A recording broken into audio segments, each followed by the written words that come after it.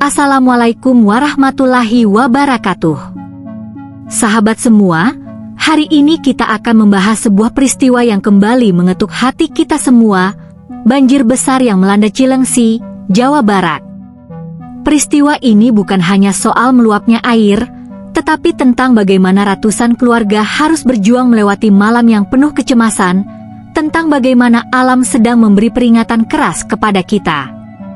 Dan yakinlah, apa yang terjadi di Cilengsi ini lebih besar dari sekadar fenomena musiman yang datang dan pergi. Sebelum kita mulai lebih dalam, izinkan saya mengajak sahabat semua untuk menekan tombol like, komen, share, dan subscribe, agar semakin banyak orang yang mendapatkan informasi penting ini. Dukungan kalian membantu channel ini terus aktif menyebarkan konten-konten edukatif yang membawa dampak positif bagi masyarakat. Semoga pembahasan kali ini bisa membuka mata kita bersama tentang apa yang sebenarnya sedang terjadi dan apa yang harus kita lakukan ke depan. Mari kita mulai perjalanan ini. Kita akan menelusuri penyebab banjir, kondisi lapangan, keresahan warga, hingga solusi yang sebenarnya bisa dilakukan. Bukan hanya untuk mengetahui, tetapi juga untuk memahami dan merasakan apa yang sedang dialami saudara-saudara kita di Cilengsi.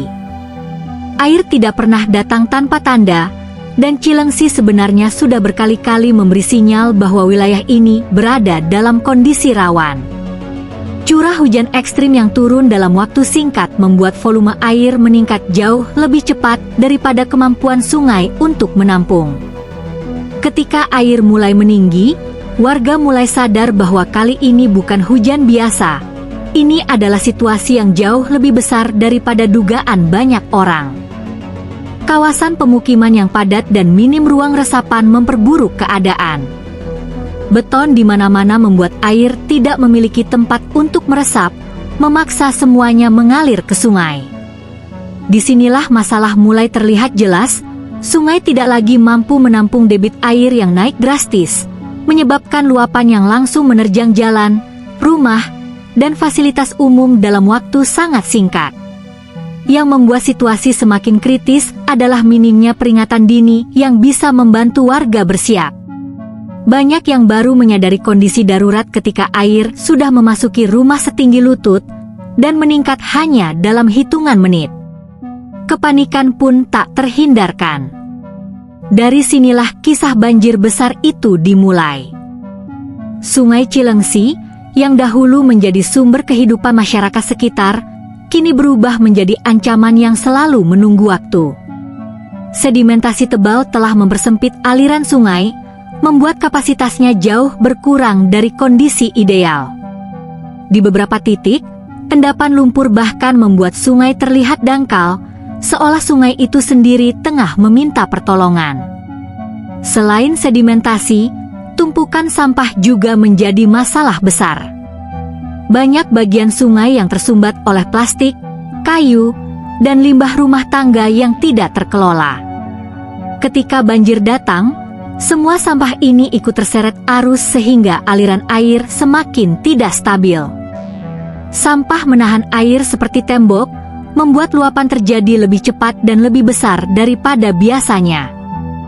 Kawasan Hulu Cilengsi juga mengalami kerusakan lingkungan akibat pembangunan yang kurang terkendali. Pepohonan yang dulu berfungsi menyerap air kini digantikan oleh lahan terbangun yang kering dan keras. Ketika hujan turun, tidak ada lagi akar pohon yang menahan air agar meresap pelan-pelan ke dalam tanah. Semua langsung turun ke permukaan, mengalir kencang ke sungai yang sudah tidak siap menerima beban sebesar itu.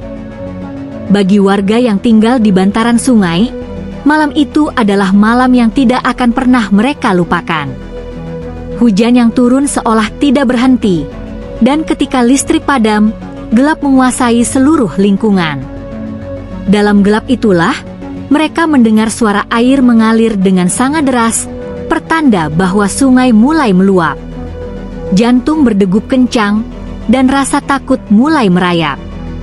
Ketika warga membuka pintu rumah, air sudah setinggi betis, lalu naik ke lutut, hingga akhirnya mencapai pinggang. Semua terjadi begitu cepat.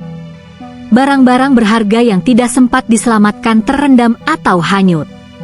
Anak-anak menangis ketakutan, orang dewasa kebingungan mencari cara keluar dari rumah yang sudah menjadi kolam.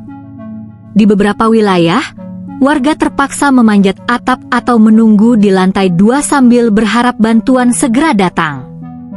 Mereka tidak bisa tidur, tidak bisa makan, bahkan tidak bisa bergerak terlalu jauh. Mereka hanya bisa berharap air berhenti naik. Situasi seperti ini tidak hanya melelahkan secara fisik, tetapi juga menekan psikologis keluarga yang sudah rapuh menghadapi keadaan tak menentu. Setelah air surut, pemandangan yang tersisa sungguh menyayat hati. Rumah-rumah dipenuhi lumpur, barang-barang rusak, dan banyak peralatan elektronik yang mati total. Warga harus menghabiskan waktu berjam-jam hanya untuk membersihkan sisa-sisa banjir, sementara kerugian yang mereka tanggung tidak sedikit. Banyak dari mereka yang bukan hanya kehilangan harta benda, tetapi juga kondisi tempat tinggal yang aman dan nyaman.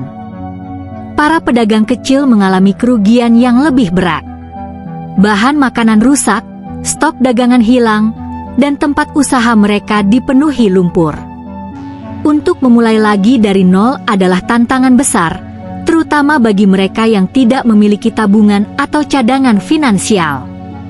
Inilah yang membuat dampak banjir tidak berhenti pada hari itu saja, tetapi mempengaruhi hari-hari berikutnya. Sementara itu, aktivitas masyarakat juga lumpuh total.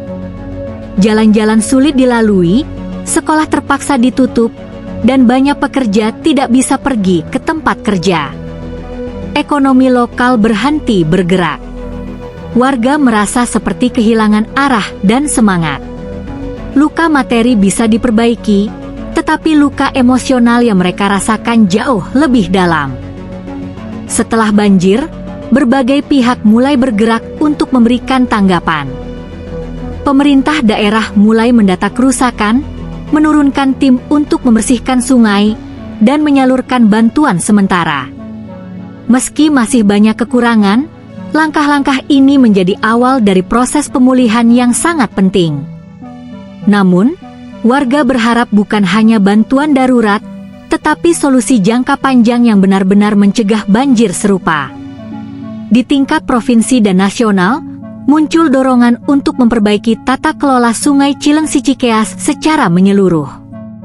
Mulai dari pengerukan sedimentasi, pembangunan tanggul yang lebih kuat, hingga penghijauan kembali area hulu. Jika semua berjalan sesuai rencana, banjir dapat dikurangi secara signifikan. Namun, masalah terbesar tetap sama, konsistensi dan komitmen semua pihak untuk terus menjalankan program tersebut. Warga Cilengsi membutuhkan lebih dari sekadar janji. Mereka ingin perubahan nyata yang membuat keluarga mereka aman. Mereka ingin kepastian bahwa rumah yang mereka tempati tidak akan kembali terendam tahun depan. Harapan ini sederhana, tetapi membutuhkan kerja besar untuk mewujudkannya.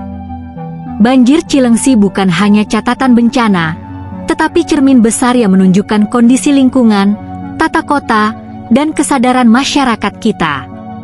Dari peristiwa ini kita belajar bahwa pembangunan tanpa memperhatikan keseimbangan alam akan selalu berujung pada bencana. Kita juga belajar bahwa kebiasaan membuang sampah sembarangan, meski terlihat kecil, dapat membawa dampak luar biasa besar ketika berkumpul di sungai yang sama. Kita juga memahami bahwa pengelolaan sungai bukan tugas pemerintah semata. Masyarakat pun memiliki peran besar dalam menjaga kebersihan, melaporkan kerusakan, dan memastikan aliran air tetap stabil. Ketika semua elemen saling bekerja sama, barulah solusi jangka panjang bisa tercapai dan banjir dapat ditekan seminimal mungkin. Yang paling penting, banjir ini mengingatkan kita betapa berharganya waktu, keluarga, dan rasa aman. Tidak ada yang lebih menakutkan bagi warga selain kehilangan rumah dan keamanan keluarga dalam hitungan menit. Pelajaran dari Cilengsi harus menjadi pengingat keras bagi kita semua bahwa menjaga alam berarti menjaga diri kita sendiri. Sahabat semua, begitulah rangkaian cerita tentang banjir Cilengsi yang bukan hanya soal air yang meluap, tetapi tentang manusia yang berjuang, tentang lingkungan yang terluka, dan tentang harapan untuk masa depan yang lebih aman. Semoga pembahasan ini membuat kita semakin peduli terhadap lingkungan dan semakin sadar bahwa bencana dapat dicegah jika kita bersama-sama menjaga keseimbangan alam. Jangan lupa untuk like, komen, share, dan subscribe agar channel ini bisa terus menghadirkan konten edukatif yang bermanfaat bagi kita semua. Terima kasih sudah menonton hingga akhir. Semoga kita selalu diberikan keselamatan dan perlindungan dalam setiap langkah kehidupan. Sampai jumpa di video berikutnya. Wassalamualaikum warahmatullahi wabarakatuh.